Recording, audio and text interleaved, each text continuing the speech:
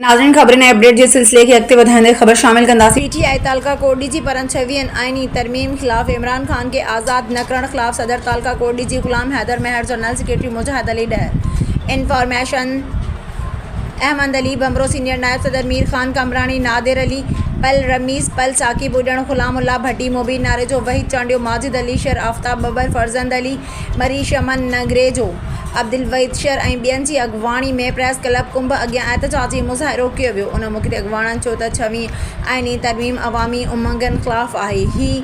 हिन मां मुल्क ऐं मुल्क जे माण्हुनि खे को बि फ़ाइदो न आहे। इन्हनि चयो त हिन वक़्तु जेकॾहिं को लीडर सचो आहे त उहो इमरान ख़ान आहे। इमरान ख़ान लखे माण्हुनि जो हीरो आहे। इमरान ख़ान ई मुल्क खे सही नमूने हलाए सघे थो।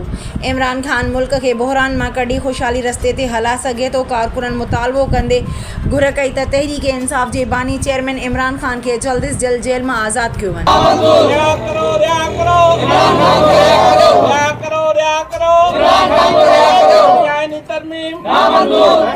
तरमीम